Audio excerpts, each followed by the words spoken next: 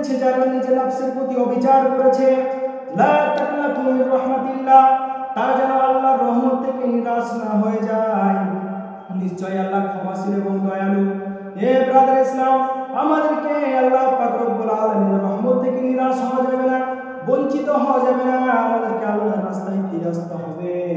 এই জন্যই আল্লাহ পাক রব্বুল আলামিন পবিত্র কোরআন মাজিদের মধ্যে বলছেন, ইয়া আইয়ুহাল্লাযীনা আমানু তুবু ইলাল্লাহি তাওবাতান নাসুহা, হে ঈমানদার বান্দা-বান্দীগণ, তোমরা তওবার মতো তওবা করো, অর্থাৎ খাঁটি তওবা করো, যেটা আল্লাহর কাছে গ্রহণযোগ্য, যেটা আল্লাহর কাছে গ্রহণযোগ্য হবে, সেই রকম খাঁটি তওবা করতে হবে। এই খাঁটি তওবা করার জন্য আমাদেরকে যে কাজগুলো ফলো করতে হবে সেগুলোর মধ্যে হচ্ছে, এক নম্বর হচ্ছে আপনাকে অনুতপ্ত হতে হবে। আপনি যে পাপ কাজটা করছেন সেটা চিরতরে আপনাকে বন্ধ করতে হবে।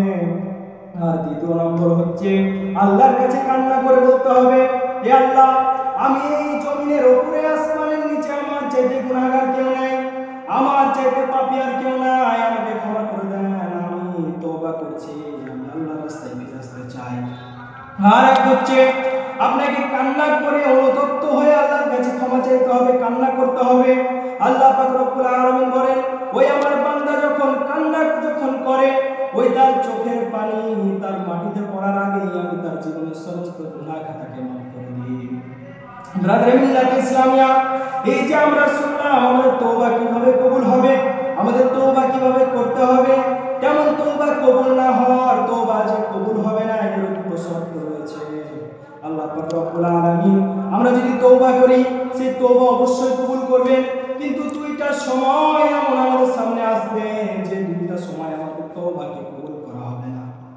সেই দুইটা সময়ের মধ্যে এক নম্বর সময় হচ্ছে বাদাল গরগরা, যে সময় মওতের ফেরেশতা যখন আমাদের সামনে আসবে, মওতের ফেরেশতা যখন আমাদের সামনে এসে হাজির হয়ে যাবে, সেই সময় আল্লাহ পাক রব্বুল আলামিন আমাদের তওবাকে কবুল করবেন না, আমাদের তওবাকে ফিরিয়ে দিবেন। ব্রাদার মিল্লাত ইসলামিয়া, ফেরাউন যখন লোহিত সাগরে ডুবে যখন পানি খাচ্ছিল, পানি খেয়ে খেয়ে পেটটা মোটা হয়ে গেছে, তখন হাত তুলে বলে, আনা মুসলিমিন, আমি তোমাদের দলের অন্তর্ভুক্ত, আমি হচ্ছি মুসলমান। তখন আল্লাহ পাক রব্বুল আলামিন বলছেন, ইয়োর টাইম ইজ আপ, তোমার টাইম শেষ হয়ে গেছে, তোমার টাইম খতম হয়ে গেছে, তুমি যদি এখন আমাদের দলের অন্তর্ভুক্ত বলো তোমার কাজ হবে না। এই জন্য মরার পূর্বে আমরা জানি না মওত কখন আসবে, তাই আমাদেরকে আগে তওবা করে আল্লাহর রাস্তায় ফিরে আসতে হবে। আর দুই নম্বর হচ্ছে বাদাল যুলুমি শামসি মিন মাগরিবিহা, যে সময় সূর্য উঠবে পশ্চিম দিক থেকে, এখন সূর্য ওঠে পূর্ব দিক থেকে, এমন একটা সময় আমাদের সামনে হাজির হয়ে যাবে যে সময়ে আল্লাহ পাক রব্বুল আলামিনের আদেশে সূর্য উঠবে হচ্ছে পশ্চিম দিক থেকে। সেই সময় আল্লাহ পাক রব্বুল আলামিন আমাদের তওবাকে কবুল করবেন না। এই দুইটা সময় আমার কবে আসবে, কখন ঘনিষ্ঠ হবে আমরা কেউ জানি না। কোন মুসলমান বুকে হাত দিয়ে বলতে পারবে না যে আমার অমুক দিন অমুক সময় মৃত্যু হবে, কেউ বলতে পারবে না যে অমুক দিন অমুক সময় সূর্য পশ্চিম দিক থেকে উঠবে।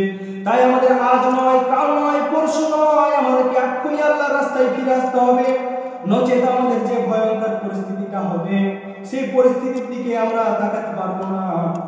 আমাদের জন্য রয়েছে ভয়ঙ্কর আযাব, কঠিন কবরের আযাব, সেই কঠিন হাসরের প্রান্তর যেখানে কেউ থাকবে না, একমাত্র নবী ছাড়া সেই দিনে আমাদের সঙ্গ আর কেউ দিবে না। তাই ব্রাদার ইসলাম, আমি আপনাদেরকে এইটুকু বলতে চাই যে আপনারা এক্ষুনি তওবা করে আল্লাহর রাস্তায় ফিরে আসেন। আজ নয়, কাল নয়, পরশু নয়, এক্ষুনি আপনি তওবা করে খালিস দিলে তওবাতান নাসুহা করলেন, এটা আল্লাহর কাছে হবে গ্রহণযোগ্য।